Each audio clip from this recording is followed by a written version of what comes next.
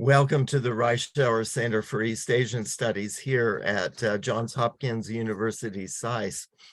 I'm delighted today to introduce what I think will be a very exciting program concerning Japan-China relations and the changing global scene.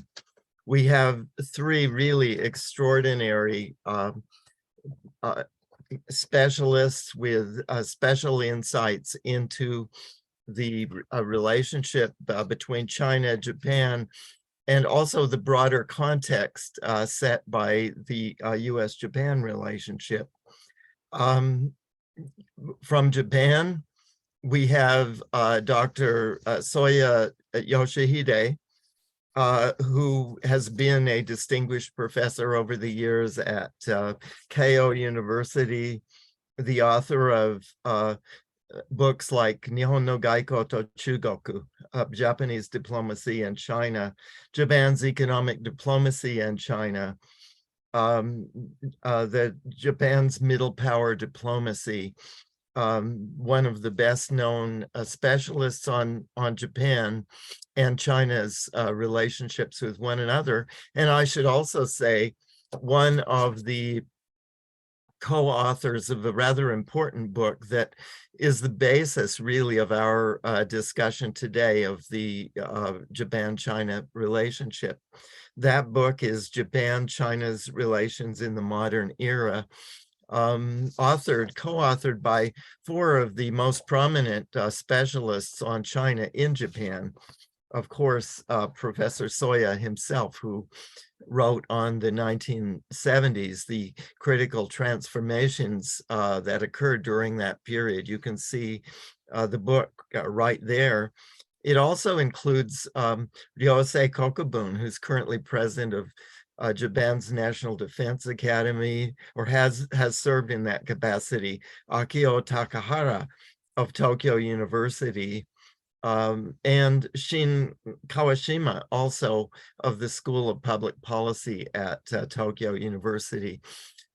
I'm also pleased that the translator of that volume, Keith Krulak, a distinguished US government official for many years, mainly with the Treasury Department, is also an alumnus of Johns Hopkins SAIS. The book, which I've actually just finished today, it's very comprehensive, and it goes back to the early history of Japan-China relations.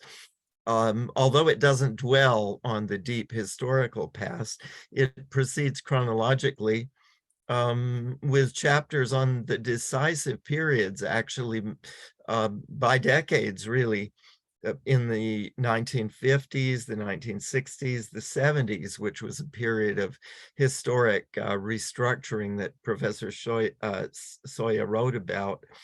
The developments of the 1980s, the rise of China across the 1990s, the early 21st century, and many of the difficult problems of adjustment that occurred as China rose to become a globally significant economy. And then, of course, the recent current relationships.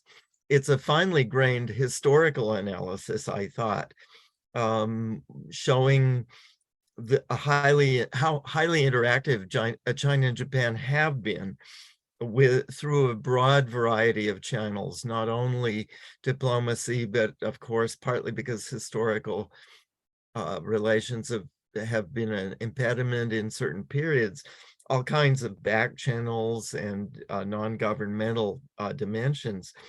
It stresses that both governments over time have been in many ways quite pragmatic and adopted prudent courses, but that they've been plagued by domestic politics that have risen again and again to complicate this economically extremely important relationship. So we have one of our key authors of this book right here. I wonder, Professor Soya, if you might add just a bit in terms of the things that you think are particularly important about this book. Okay, Professor Calder, thank you very much for introducing the book. The reason that this program started by talking about this book is because this program itself is a follow-up event after the publication, English publication of the book, originally written in Japanese. And so promotion of the book is one of the goals, but not necessarily the main. Main goal is, of course, to put the current state of Japan-China relationship in some context. And the book provides, I think, a certain context in which to sort of address issues and problems confronting Japan and China today. And the book, traces the evolution of the sort of oscillation of the bilateral relations, and main factors behind, the post-war evolution of the relationship are simply stated basically two. One is, of course, the United States, and the shape of U.S.-China strategic relationship. And Japan naturally would have had to sort of adjust to U.S.-China relations in one way or another.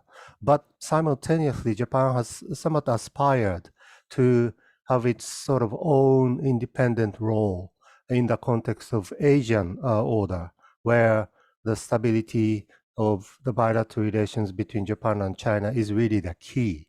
And this concern was not necessarily identical with the sort of strategic concerns of the U.S. all the time necessarily.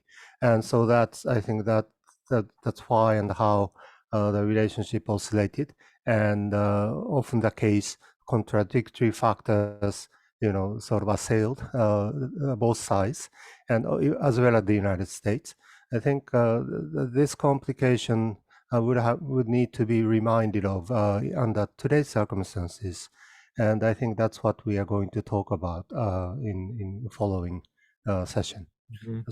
Yes, well, I know we all look forward to that. And this book is very much a catalyst for that discussion, as you say. Thank you very much, Professor Soya. We look forward to hearing from you also later on in the program. Okay, thank you. As our next speaker, we have someone who has both, of course, academic background. I'm honored that he is serving with us now, teaches a course on the US, Japan, and Southeast Asia, course on Japanese foreign policy here at SAIS, but also has a distinguished 30-year State Department career. Ambassador David Scheer served as ambassador to Vietnam, and before that, Deputy Assistant Secretary of State for China. A distinguished background on China, also political minister counselor in Tokyo. And then after his career as ambassador, served also with the Defense Department as Assistant Secretary for the Asian Pacific in the Department of Defense, as well as other positions. So, Dave, how do you see the broader context of Japan-China relations now, particularly the US-China relationship? Well, thank you very much for that nice introduction, Kent. And thank you, Professor Soya, for providing us with this great book. I find the chapters on the 90s and the 2000s particularly useful. I was active in US-Japan and US-China relations during that time. And I expect I'll be using it in my fall semester course on Japanese foreign policy. So thank you very much for providing us with this great book. I'd like to talk a little bit about, give a little context by talking about US-China relations. Of course, US-China relations have always had an influence on Sino-Japanese relations, and I expect that this will certainly continue to be the case. And I'm going to lay out a little bit about the general American approach to China, and then a little bit about what's been going on lately in the bilateral relationship. Secretary of State Blinken laid out the U.S. approach to China in a speech last May. In the speech, the Secretary paints the PRC as a revisionist power with the intent to reshape the international order and increasingly the economic, diplomatic, military, and technological power to do it. The Secretary then lists an array of Chinese behaviors contrary to American interests, including Beijing's support of Putin's invasion of Ukraine. China under President Xi has become more oppressive at home and more aggressive abroad, the Secretary states. Beijing supports authoritarian governments with its export of mass surveillance technology, engages in unfair trade practices, steals technology, and threatens freedom of navigation in the South China Sea. The Secretary says we can't rely on China to alter its trajectory, but we can shape the strategic environment in ways that suit our interests. He proposes to do this by a combination of investing in ourselves, aligning with our allies, and competing economically, technologically, and militarily with China.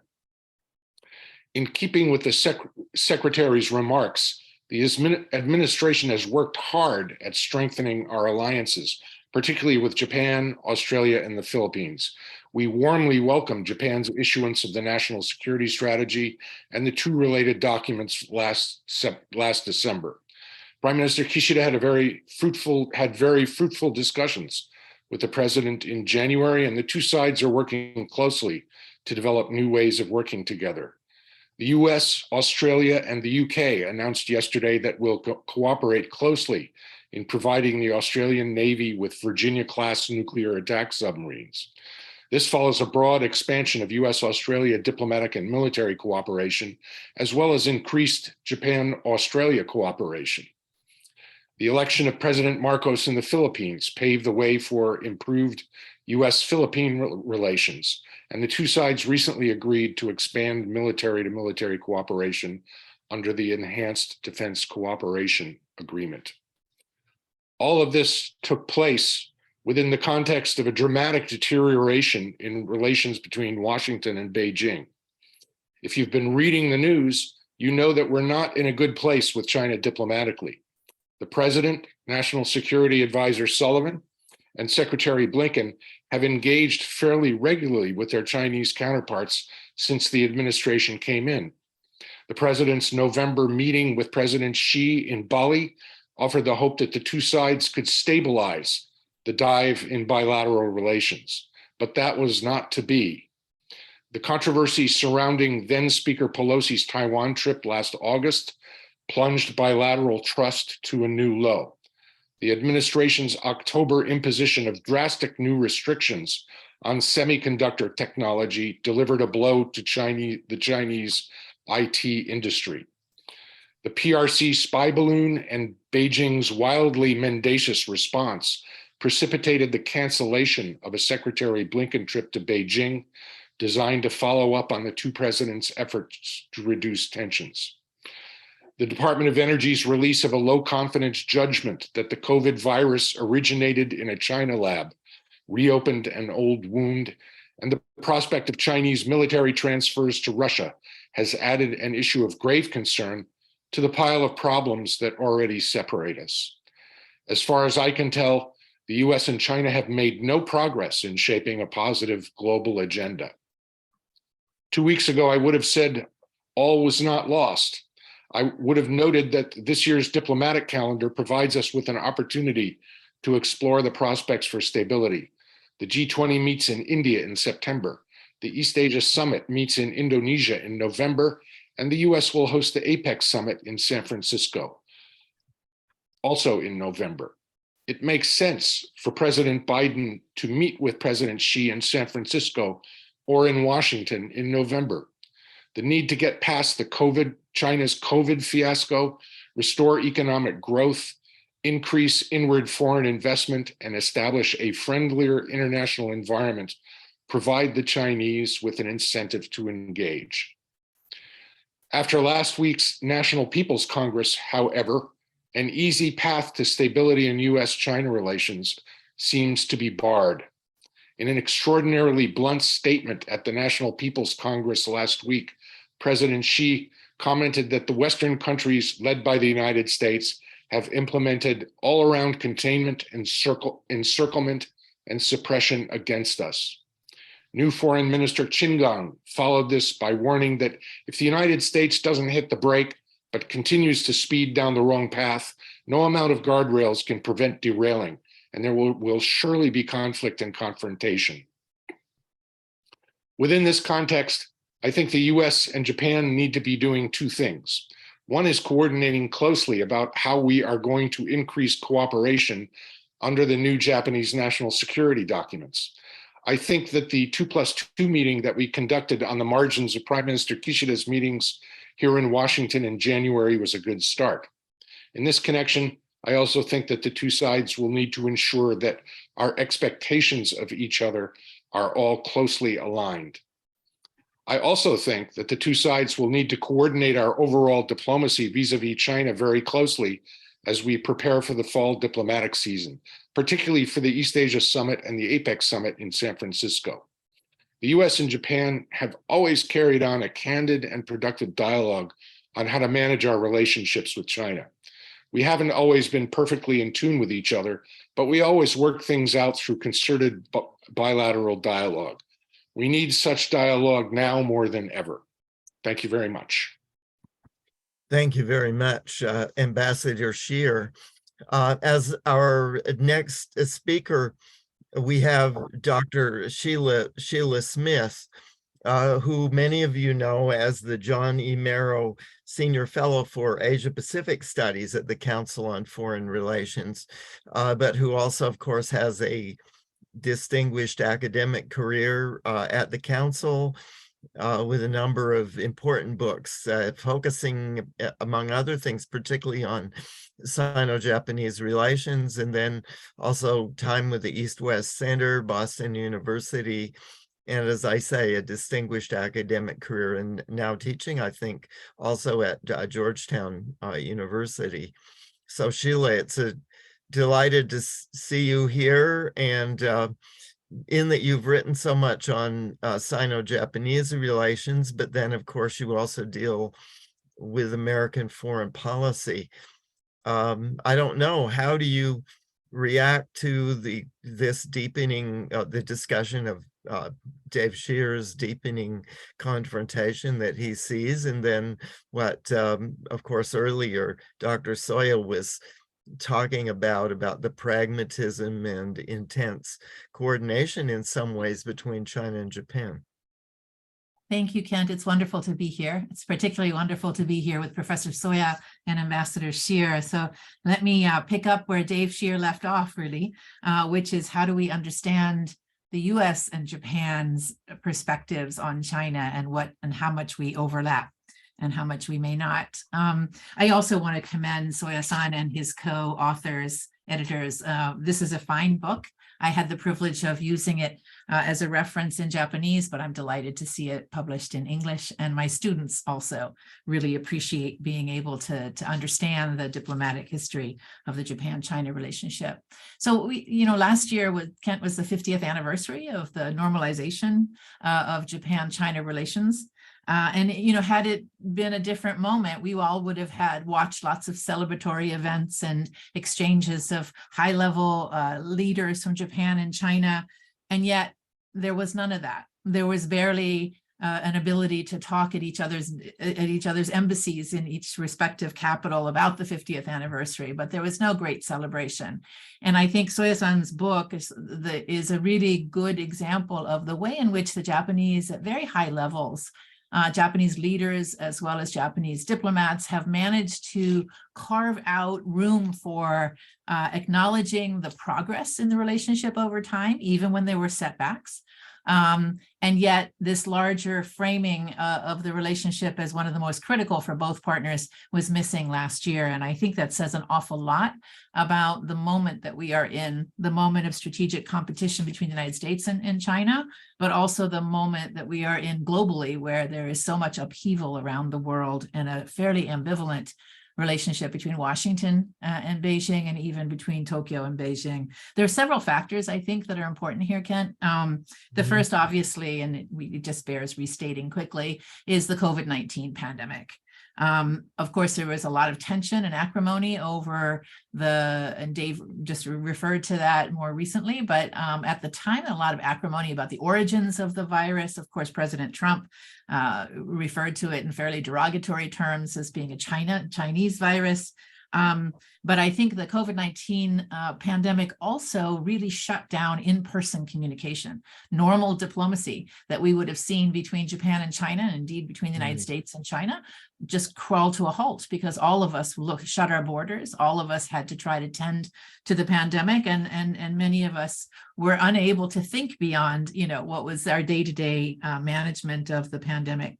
Xi Jinping, China's president, was due to visit Japan in April of 2020. That would have culminated a 3-year process of deep dialogue at the highest levels of both governments to try to reset the diplomatic relationship and develop a closer, or at least a common foundation for understanding how to move forward. That was postponed.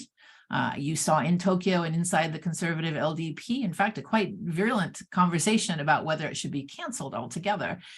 So there was a little bit of domestic politics around that were interesting and have yet to actually, it's yet unclear how the political management of the relationship with China is going to affect diplomacy once and if it can get started.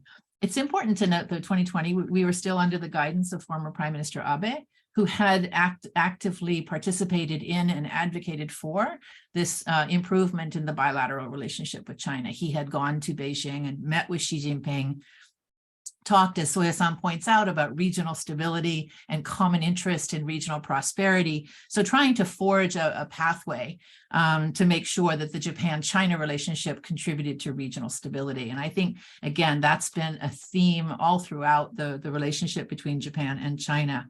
But I think, basically, it's not the government shut down, the people-to-people relationship shut down. And so we've had this pause in normal relations between Japan and China that has yet to really fully restart, even though China is starting to open up.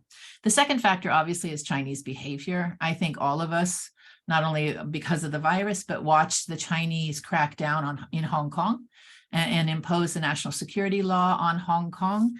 In effect, in some ways, going back against some of the promises that China had made when Hong Kong reverted to Chinese sovereignty about its ability to have an autonomous political system. That obviously bled over into thinking in Japan as well about the kind of regime that is running the game, so to speak, in Beijing.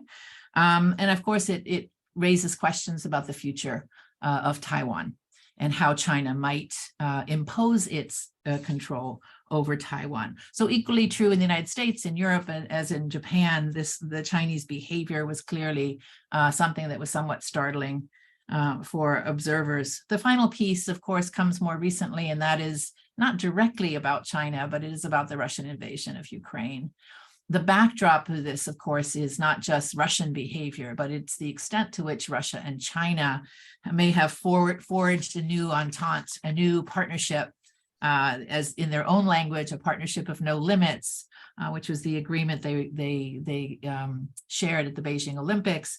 But what's not clear yet is to what extent these interests really converge overall. There's some obvious refrains that are common to both Moscow and Beijing, and that's a fairly revisionist take on the US-led post-war order. So the United States is in the crosshairs of both governments, but it's not clear how much further Beijing and Moscow might go for a real strategic partnership. Japan has experienced an intensification of Russia-Chinese exercises in and around its borders, both to the north and also when President Biden was in Tokyo last year, strategic bombers circumnavigated Japan just to demonstrate the point that Russia and China had more in common these days. But I think, it's still true, and I think Soya-san's argument about Japan's China policy is that there has always been a measure of engagement with China that has been separate from the US and Japan's relationship in the alliance. And I think it's important, especially for the American listeners, to appreciate the way in which Japan sees China sees its proximity to China, but also its economic relationship with China over time and its cultural relationship with China. And I wouldn't underestimate how important that is. All that being said, though, the Japanese people, if you look at polling data today, are much more concerned about the CCP and how it may be antagonistic towards Japan. And so you've got consistent year-on-year polling that reflects some ambivalence among the Japanese people towards the prospects for the old way of doing business with China. There are other factors. I'll name three very quickly in my conclusion. It's Japan itself has underwent a strategic review, a new national security strategy, which we've all mentioned in passing, really positions Japan in looking at the world and how it needs to navigate a much more volatile and unpredictable world. China obviously factors large in consideration of threat, but really the means by which Japan pursues its strategy is diplomacy, economic influence, in addition to the recent decision to upgrade its military capability. So Japan's own strategy now is shifting as the military balance is shifting, but its approach to its strategy has not. The second issue, obviously, that will shape not only Japan's relationship with China, but with us as well, of course, is Taiwan. Mm-hmm. And if you live in Washington, D.C., you hear a lot about that these days. But what is Japan's role in a crisis scenario across the straits? How does the U.S. see Japan's role? Something we could probably discuss at the end of this. But I think the real challenge for both of us, the United States and Japan, is how do we mitigate risk in the strategic competition with China? How do we prevent conflict, which also means how do we prevent escalation into a military conflict? And I think that's the piece of the US-Japan partnership that I would like to see us invest a little bit more in. I think our military-to-military relationship is very close and quite convergent.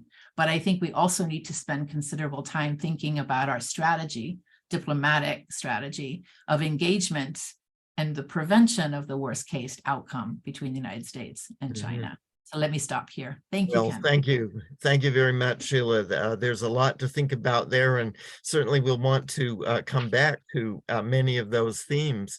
And, you've suggested something that I think we really should throw now to Professor Soya.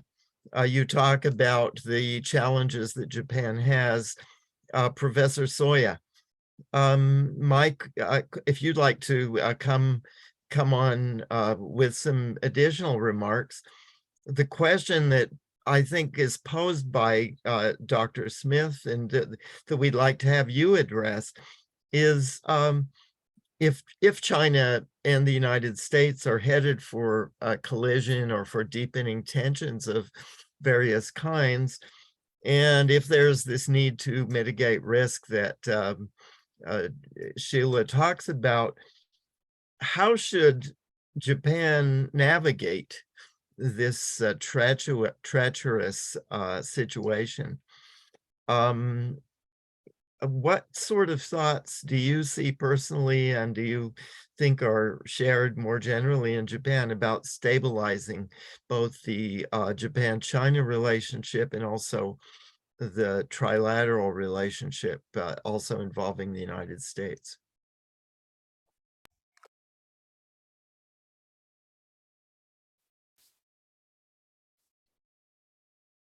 I think you're still Sorry, muted. I was muted. Yeah. Thank you, Professor Calder. Those questions are, of course, pretty important, but the answers are pretty difficult. And I don't think I can provide much about that. But what I may want to do is to first to get into some backgrounds whereby, those questions that you just asked are pretty important. And the point should be very obvious. Currently, US-China strategic relationship appears to be heading in a collision course of a sort. And Japan is increasingly being involved in this process by consolidating both strategies and sort of, even military options and means with those of the United States. I think that is the most explicit point about the recently, published national security documents, and of course, if I just once again read the book, I mean, we have come a very long way this far from. I mean, even at the time of when diplomatic relations were non-existent up until 1972. And that's exactly what I worked on in my PhD dissertation a long time ago now. But my background is a picture of a reading room of Rockham School, graduate school of the University of Michigan, when I was thinking about Sino-Japanese relations, when there were no diplomatic relations. And that's why I chose this picture for this particular, webinar. But anyway, even during that time, Japan tried so hard to maintain relations with China, mostly, in trade and also, culturally.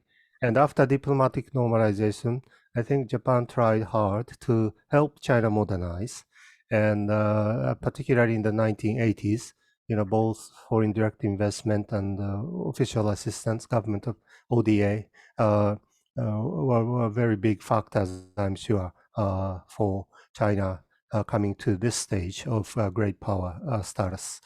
And so Japan's goal was in a way achieved. I mean, but now the argument is, engagement did not work, therefore it's time to think about deterrence. And engagement may not have worked, but there are two questions in this, statement, a definition of the current state. Engagement may not have worked in one way, but it may have worked, in other ways. And for instance, Chinese current state of economic, status is a result of China taking advantage of the so-called liberal international order, which, U.S., European countries, Japan, and others, provided, in a way for Chinese economic development.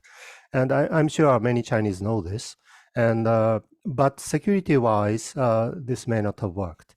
But the other question is then, would deterrence really work? I think this question also needs to be addressed.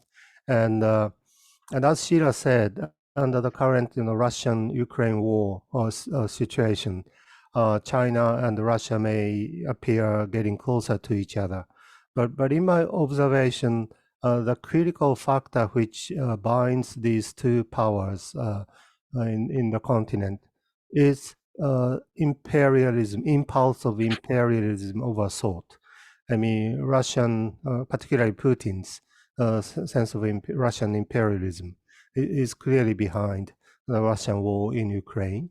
And China, as a result of reaching a great power status, I think Sinocentrism of a sort is now coming back to the minds of many Chinese leaders, as well as many Chinese people, perhaps as well. And if that's the case, I mean, traditional, deterrence may work against these imperialistic impulses. I think that's a big question which we need to ponder, seriously. And but one thing which is clear is if U.S. and China fight, over Taiwan, for instance, it's a catastrophe to everybody, and it needs to be avoided by all means. I think, and those people who talk about deterrence would say deterrence is particularly for the sake of preventing, the worst case scenario. But if that statement would prove to be correct, I mean, there is a big question mark.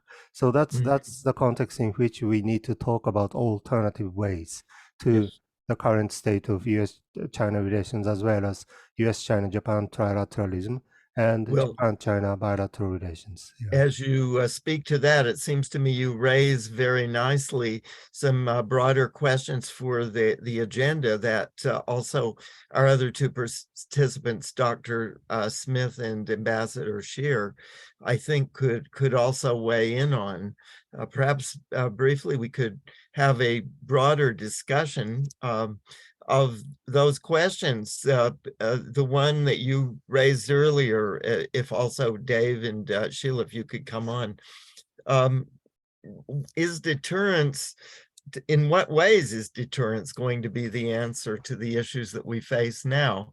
Is there some middle road where one could achieve stable engagement that doesn't affect the security balance? To put a point on that, of course, I think we have to remember that the engagement and the economic interdependence of the past 2 or 3 decades, of course, have fueled, as you yourself also said, have fueled China's rise.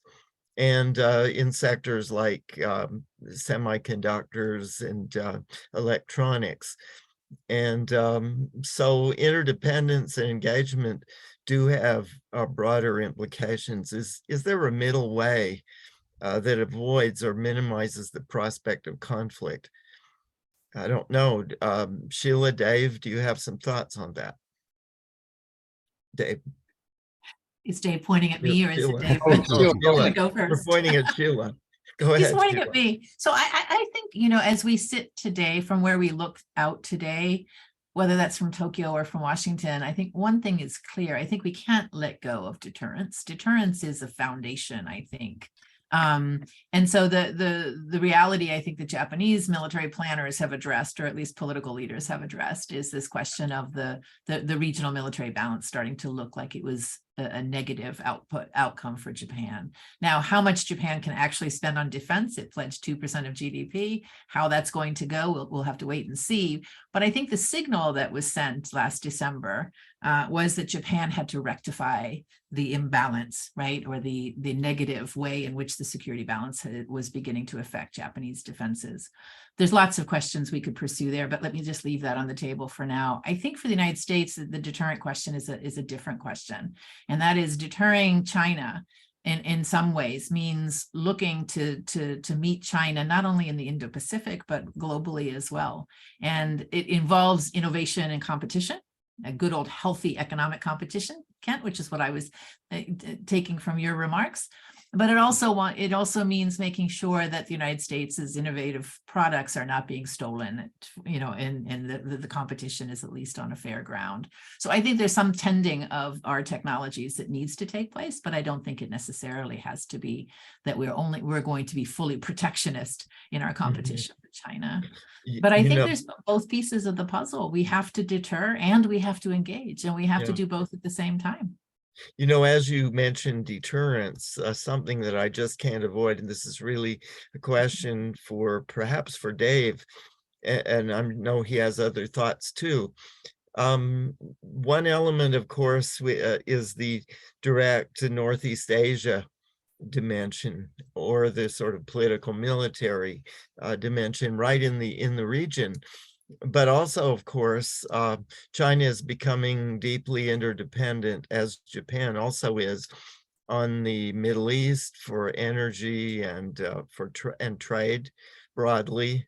And so and of course, just recently we have President Biden and Prime Minister Sunak, the British Prime Minister, and also Albanese from Australia, in San Diego to consolidate the AUKUS agreement.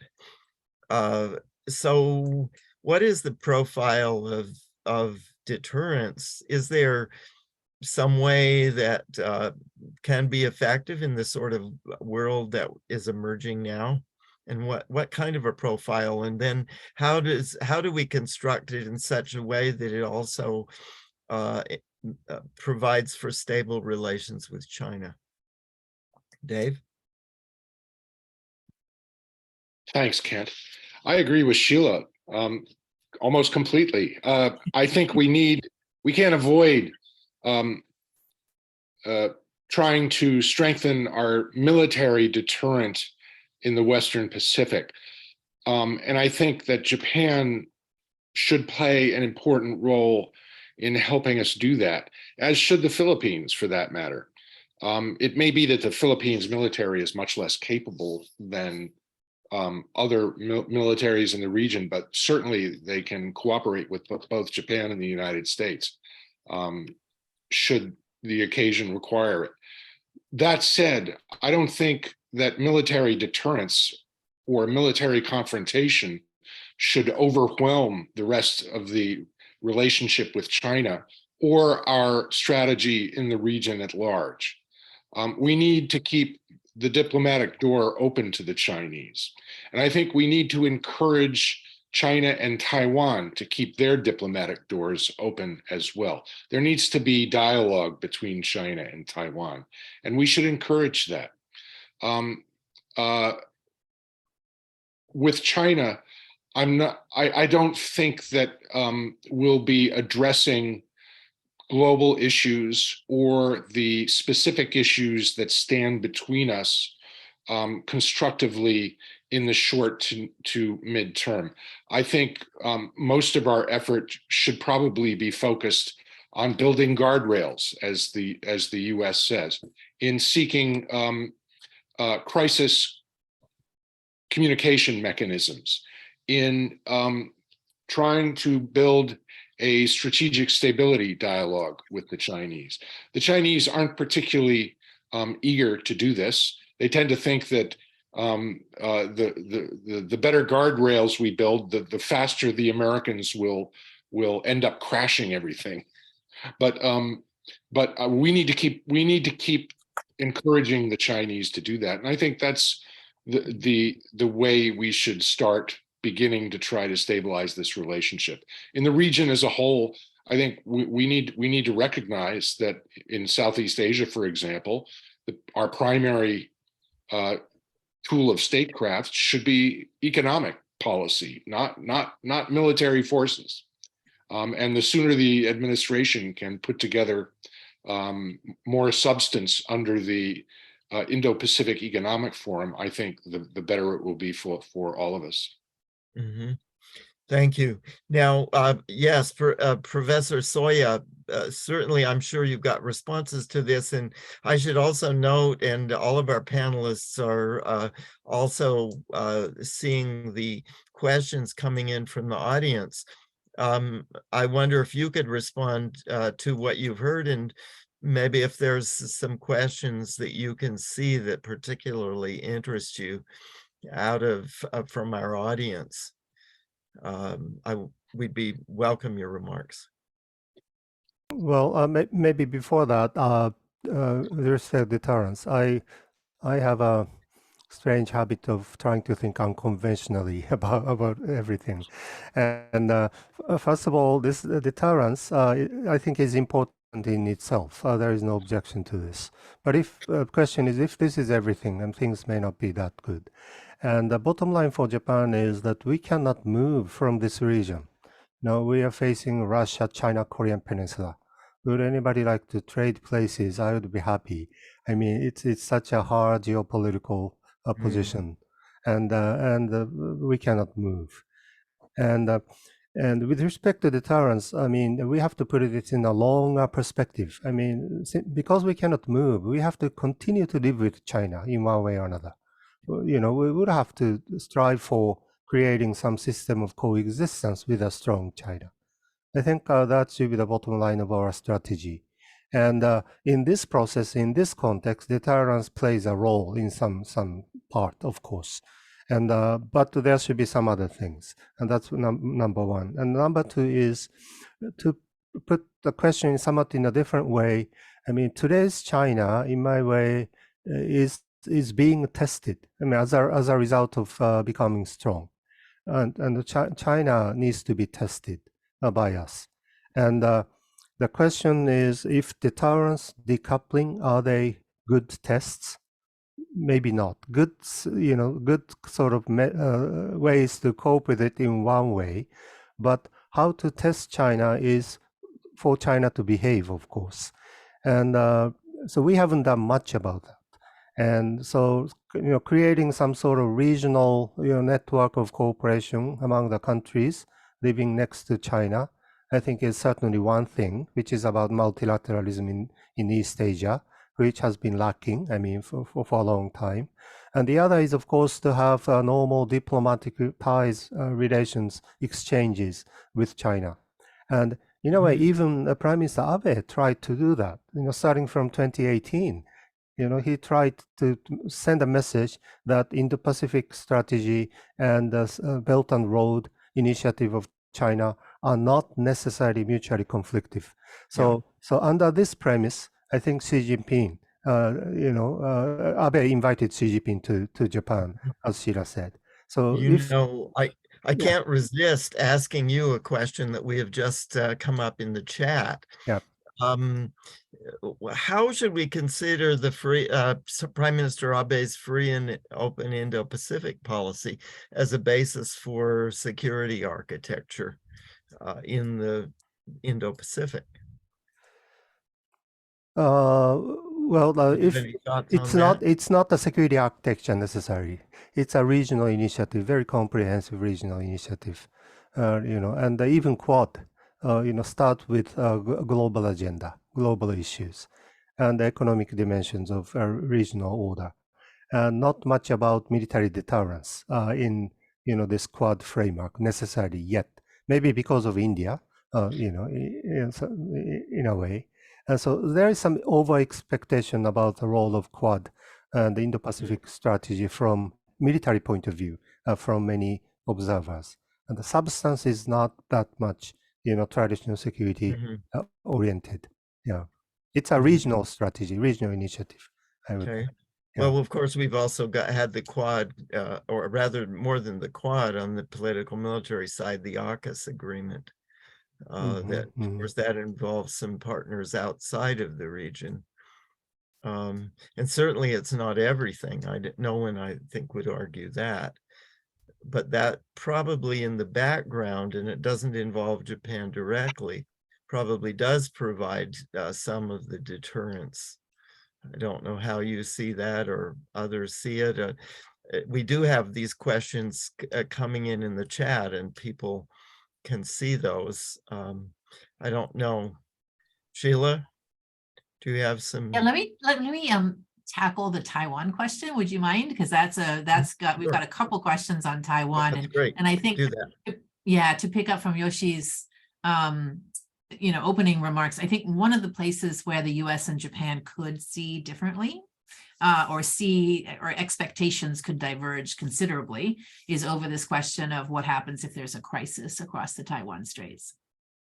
We can all imagine what form that crisis could take, and it doesn't have to be, full-on Chinese invasion of Taiwan. It can start at a smaller level, perhaps less visible level. But what happens if we get to the point where Taiwan becomes something that Xi Jinping decides he thinks it's time to start to assert more authority over?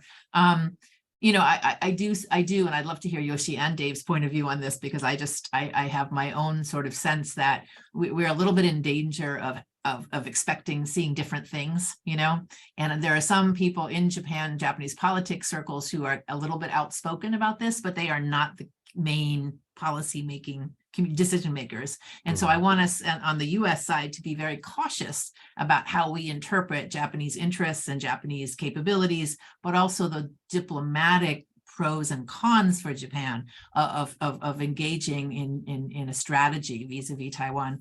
I think it's not very clear to me that the United States and Japan will inevitably feel comfortable with what they reach on the expectation side of the Taiwan crisis, right? On the Japanese side, of course, they want the United States to be as fulsome as possible in deterring aggression. But should it come to actual conflict, the consequences for Japan are tremendous, right? Proximity. It's a defense of Japan scenario. It's not a localized conflict for Japan. It is a full-on defense of Japan scenario. And now if we anticipate that China and Russia may try to coordinate, then that's a much, much worse case scenario for Japan. But I think there's a lot of conversation that we need to have about our expectations of each other in the case of a Taiwan crisis. Dave?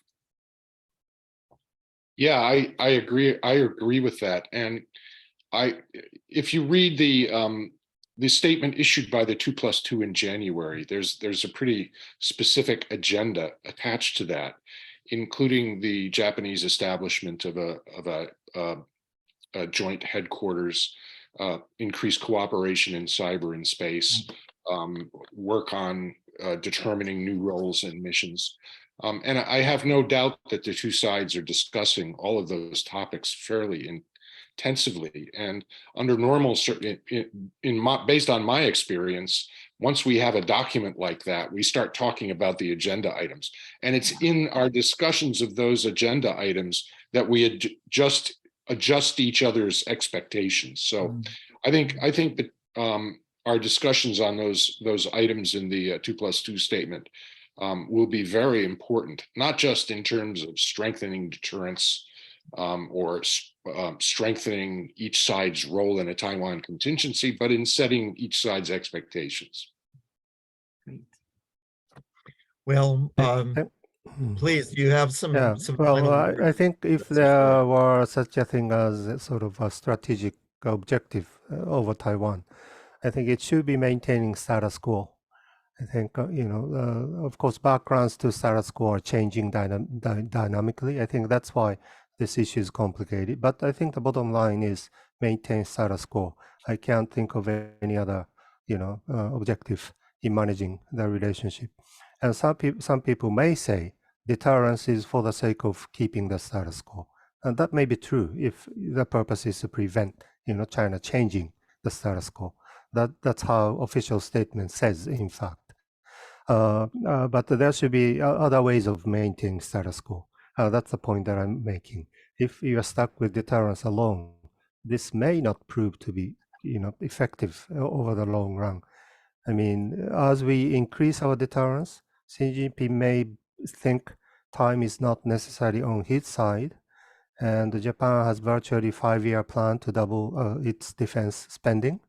And as the 5-year term near the goal, of course, this also gives pressure to Xi Jinping. Time is not on his side, and so forth. So there are, that side of this current approach of ours. So that should be taken into account, and that should be thought about more seriously and strategically. Really. Yes, thank you. Well, these issues, of course, are major. I think, as we've suggested here, the tensions in some ways may be deepening. Technology that was civilian has become closer to defense concerns. Of course, China has been growing, international relations have been changing. And yet, as Professor Soya said, Japan at least can't move from the region, neither, of course, can China. And so some form of stability, one element of which perhaps being deterrence, but with some dimensions to stabilize the broader implications. We're in now, of course, just finishing the 50th anniversary of normalization. And we've seen in the book that Professor Soya and others did, and that Sheila also, on an issue that she has written about as well, the evolution of this tremendously important bilateral relationship. These three countries are the three largest economies in the world, and the core of the global economy and global security. So these issues are not going to go away. And I certainly think we all can agree that they will stay with us, and we'll look forward to continuing this dialogue. Thank you very much to our audience. Thank you to all our participants, and see you all soon. Thank you. Thanks. Thank you.